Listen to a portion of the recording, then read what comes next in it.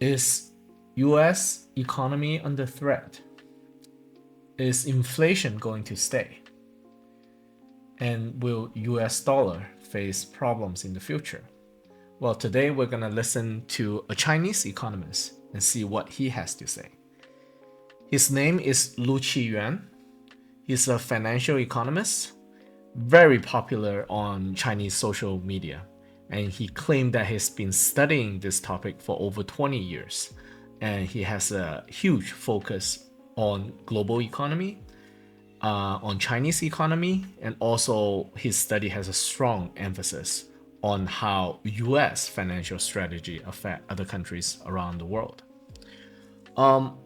Over the last 15 and 20 years, he often criticized decision making body of the Chinese government regarding different economic policies, and most of his complaints and suggestions were ignored. However, on social media, he has millions of followers, and some of his articles and videos had over 10 million views. So today we're gonna see how he sees US economy. Economy is not about morality nor righteousness. When we talk about economic topics, we don't talk about the right or wrong of a decision, but we must analyze its consequence. It entails understanding the driving force behind economic cycles, identifying the root cause of problems, and assessing their outcomes. When a certain asset class value appreciates at an abnormal rate in a country, it will certainly redirect the material resources, capital resources, and labor force towards that asset class sector.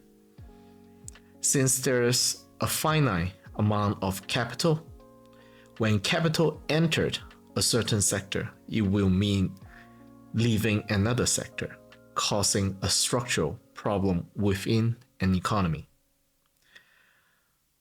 When there's an extreme oversaturation of resources in one sector, an economic crisis will likely appear. There are structural economic problems today in both China and US. According to me, there are three important factors in the US economy today that will define the future of the United States. The first factor: can the size of US foreign asset revenue and profitability recover to the level equivalent to that of 3 decades ago during the 1990s, of course, accounting for inflation? To say it more plainly, can US complete the financial harvest of China and Europe? There's not much time left. The process needs to be completed within the next 8 years. And the most important time of that process is between now, 2024, to 2028. If the financial harvest cannot be completed by then, US economy will enter a dangerous and vicious cycle downward. The second factor: can the current AI boom, or some people will like to refer to the fourth industrial revolution, can it provide US economy with renewed momentum? From where we are standing today, we can see AI has a lot of potentials, but no one now can say for certain how capable AI revolution will be, and will it be able to solve the US structural economic problems. The third factor: can United States come up with a leader or a governing entity to organize and push forward a series of policy changes, or shall we use a stronger word, a revolution. This is referring both to domestic US economy and to US global empire. If US cannot complete the financial harvest from China and Europe, and if AI is unable to drive forward the fourth industrial revolution within a short time period and become just another financial bubble, and lastly, if the United States is not able to seriously adjust its policy at an institution level at its core, US will face a very, very serious crisis after 4 years, which might end the US dollar hegemony. Of course, it would be best for the United States to achieve all three of those objectives. In that case, US can avoid the fate of previous empires on this planet, avoiding a collapse, or at least within the short and mid time period. At the end of the video, he said that US debt has reached $34 trillion this year. Normal people might not understand what it means, but for a lifelong economist like him, and many economists around the world, and I'm talking about real economists, not propagandists pretending to be economists, we know what it means.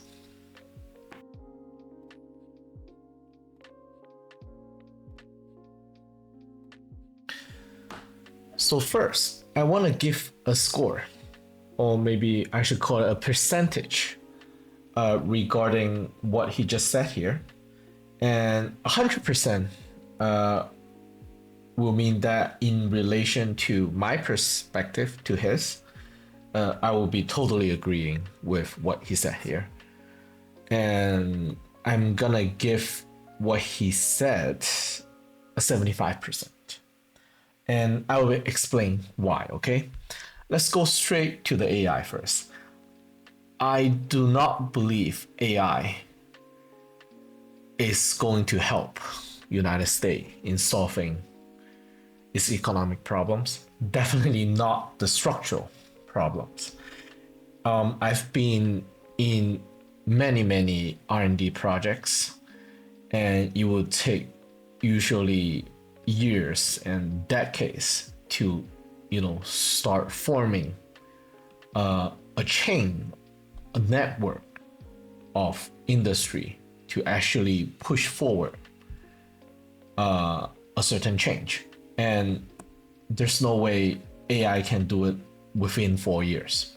And I do not think that the problem we have here in the United States can wait long enough for the AI to catch up.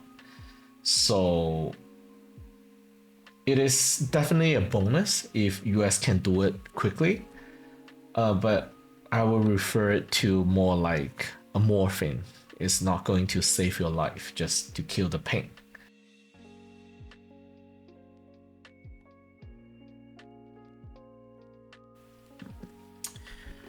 Okay, the third factor, which talks about United States having this huge policy reform. I do not want to throw cold water on American audience today, but I think that this is also very difficult to achieve. Theoretically, it is possible, but it's very difficult. And it's difficult. I'm not sure if the speaker today, Mr. Liu, understand that. I'm sure he understands that this third factor about reform and change actually go against this first factor, which talks about US trying to financially harvest China and Europe. I talked to many Americans and Europeans And I didn't really meet anyone in real life who understand what it means. What is this harvesting means?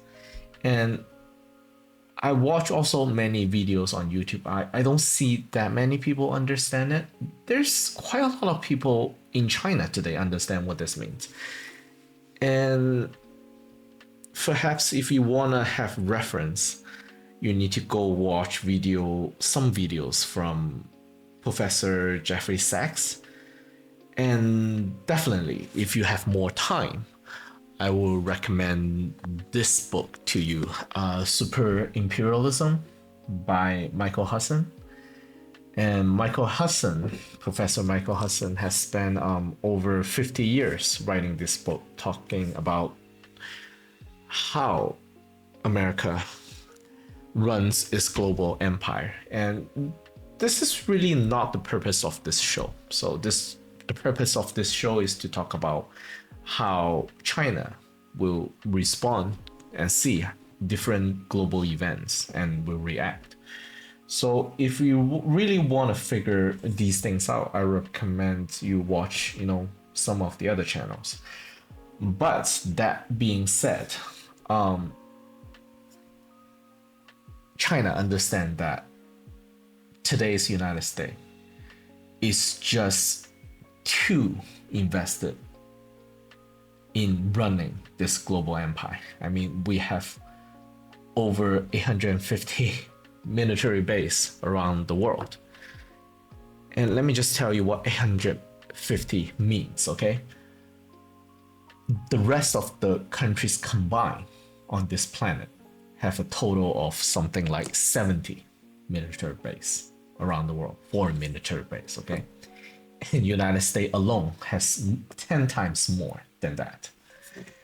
And in order to change policy and reform, require United States to invest a lot in domestic infrastructures, building up roads, highways, invest more in educations, healthcare, all these things. And I just find it hard to see how it can happen while United States continue and insist on running this global military and financial empire. So these two factors go against each other.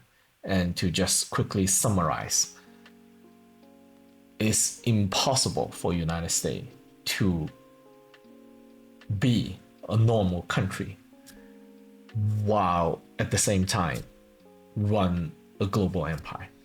It's just mathematically impossible almost, especially with today's China competing on all fronts, industrially, economically. It's very difficult. So I do not know how he get to this 4 years. I'm not sure if we have 4 years, and things will definitely get a lot worse before it will get better. And for Americans and Europeans, I guess, for those who think that I'm just a propagandist here, a doomsayer, I think for us to fix problems, I think almost everyone right now agree that there are a lot of, problems within our economic structures. To fix the problem, it relies on all of us to understand what the problem really is, okay? And from where I am sitting, it is truly difficult because there's just so many resources invested into maintaining this US empire.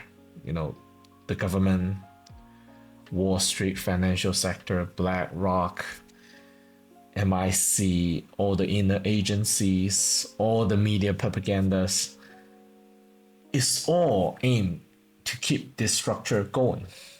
And if US insists on continue running this empire, I can only see conflict will escalate between Russia, China, and probably many other countries. And this is where I will end the video today. I guess stay positive and try to stay informed and educated. Maybe let's hope that we can get a serious, real change for the better in the future. I'll see you in the next video.